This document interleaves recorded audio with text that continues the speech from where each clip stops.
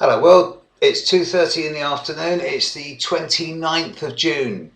It's the last day of the month tomorrow, and I'll be releasing my sun sign videos very shortly now, within 24 hours. Moon's just moved into Leo within this last hour or two, and as of the time of recording this video, as I say, 1:30 in the afternoon Sunday UK time, energy's different.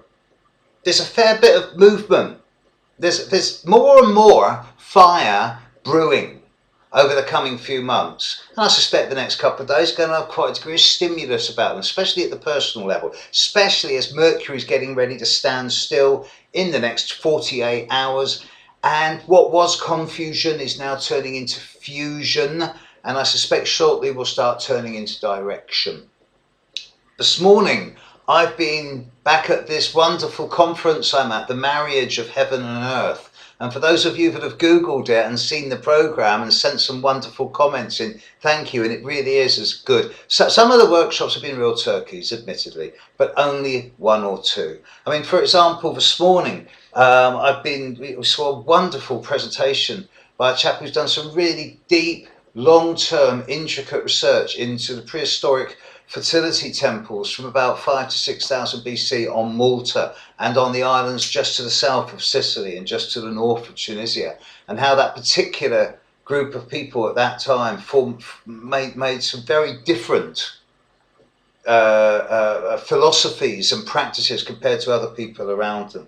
We looked at how certain types of recumbent stone circles in the Western Isles of Scotland weren't so much potentially set up to predict eclipses, or for the matter of ritualistic death and rebirth, as many sort of New Agers would like to think they are, but instead were primarily set up to record the annual heliacal rising of certain star formations, which of course remain permanent, and thus acted as a basic calendar at the very least.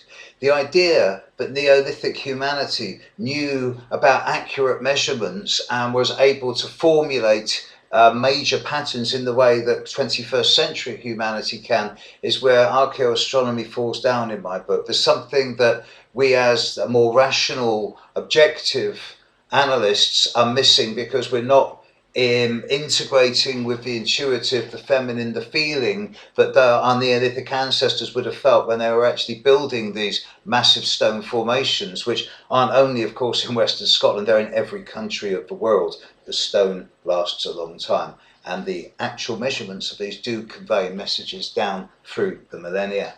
After this, we then looked at the union of heaven and earth in the Boyne Valley in Ireland, and this is, of course, all the old Irish mounds and the alleged alignments of them to the solstices and the equinoxes, but also the ways that the recent discoveries show how the patterns were set out to bring in the imagery of the eclipsed moon, the Sumerian triangle to many, Sumerian crescents to many, are very indicative of current crop circle patterns, which I find personally fascinating. As well as a number of blending of feminine with masculine, with sun, moon and earth. And in this way, very nice landscape architecture, and it's really evocative, and it really does give cause to thought. And some of the old druidic traditions of universities, Southwest Wales, Southwest England, Central Ireland, going back sort of 4,000 years. Here we see the origin of the words of enchantment. The ancient choirs of Albion with non-stop chanting 24/7, of course, to maintain the balance. Of course this is myth and legend, and of course it didn't happen. Today I'm fortunate enough to be at a conference where academics and sensible New Agers are daring to test the fringes of archaeoastronomy and perhaps look at some of these in a more 21st century light. And of course, to me, much of it is it's a little bit too academic for me, but hey, fascinating place to be. Right, Moon's in Leo for the rest of the day. It's a nice day out there. It's going to be some nice developments in the next 48 hours. It's going to make a lot of people have a smile on their face, I think. How good is that? How often do you hear me say that? Go and have a great day. Catch you later. Bye.